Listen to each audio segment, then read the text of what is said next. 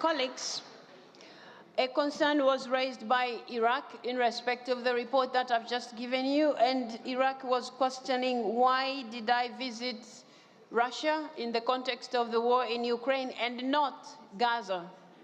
I would like to inform my colleague that you might note that in November last year, I visited Palestine and I visited Israel and I met the leaders. And that was my first visit after becoming president in October.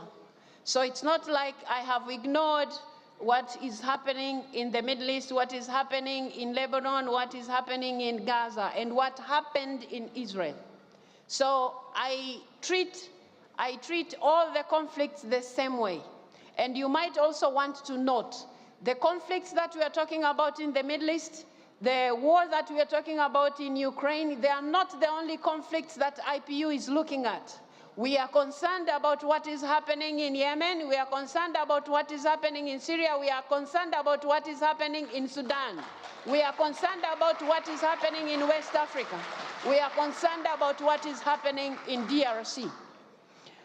Lithuania asked specific questions. Who mandated you to visit Russia? Why not Ukraine first? The letters were sent out, dear colleagues. The letters were sent very explicitly. They explained, and if you need copies of those letters because they are not secrets, you can always have copies. Letters were sent to our counterparts in Ukraine. Letters were sent to our counterparts in Russia. My visit was to begin with Ukraine. Ukraine responded the dates that we were ready to visit them. Mr. Zelensky and Mr. Speaker would be in New York for the NATO meeting. Would I have stopped them? No. It would be wise. In any case, I don't have such powers. Now, because the meeting of BRICS was taking place, would I stop going to Russia because Ukraine is not ready to receive me because of time? No. Why? Because IPU stands for dialogue. IPU is talking about parliamentary diplomacy. And it is in that context that I did all that I did. And I thought I would be given a little credit for all the efforts that I've done, not to be crucified for things that I have not. You're asking here who mandated me. Who mandated the former president who came from the 12+ to visit Kiev? Who mandated him? Please, I think we have to reach a point where I have explained myself several times to you 12+, to everybody else who cared to understand. If you have a feeling like I went to Russia without going to Ukraine first, I have told you several times, letters were sent out. I wouldn't turn out my visit to Russia because I'm unable to reach Ukraine. You didn't ask me similar questions when I visited Israel, did you? You didn't ask me similar questions when I visited Palestine, did you? You're not going to ask me similar questions when I visit Sudan.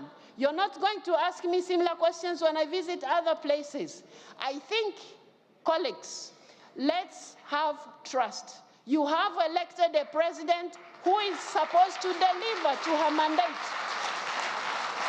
You have elected a president who is supposed to deliver to her mandate, and I think you are dealing with me unjustifiably, which is not fair to anybody. The questions that you have been raising, I have responded them to the best of my knowledge and to the best of my objectivity in all this matter. And you must know, I would not have asked to meet Mr. Putin if it wasn't for Ukraine. My commitment to doing that, and this is not the first place I'm visiting. Why is it that it's looking like I have met this person and therefore the president of IPU has all of a sudden become a monster? Please treat me with dignity the same way I am treating you with dignity.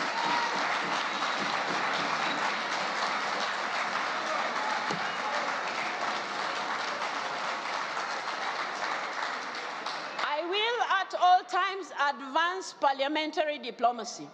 I will at all times give respect to the ideals of IPU, but I request you members to also accept I'm not God, I'm not an angel. I'm only human. I'm doing what is possible within my powers. The president of the task force has just informed you, and I have been repeating myself in this respect. I was requested by the task force to do what I did. What did I do wrong? I was supposed to sit back and tie my hands and say there's nothing we can do as IPU. That will not be doing justice to the women and children of Ukraine who are suffering. That wouldn't be fair to the mandate that you have given me. Give me a chance to lead this institution according to the ideals that we stand for.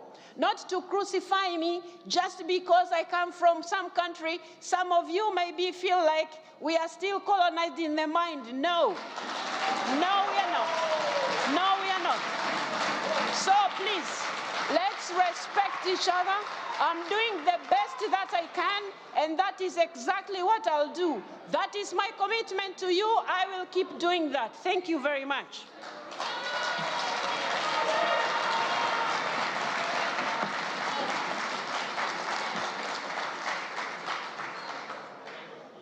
Some issues have been raised here, very specifically wanting me to say, somebody said they want the full record. I did not record the meeting, so I don't have that record. Secondly, the resolutions were shared? They have been shared several times, and I also mentioned them.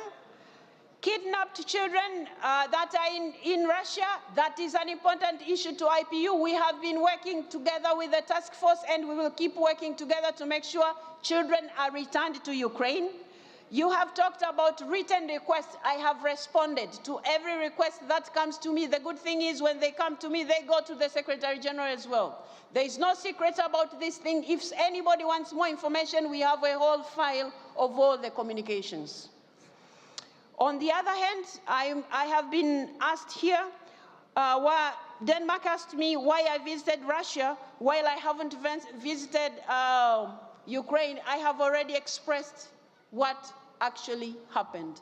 I believe, dear colleagues, this explanation puts at rest this matter so that you let me lead the institution you entrusted me to. That said, colleagues, that said, like I said, we are very much behind time, and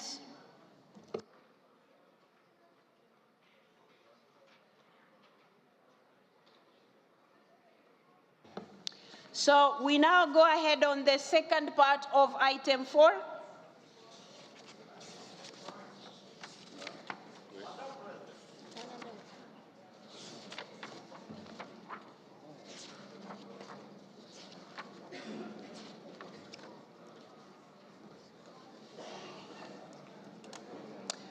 So, colleagues, we now go to item B of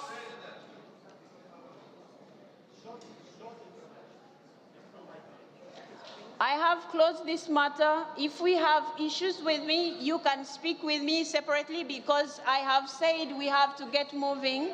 We don't have time anymore.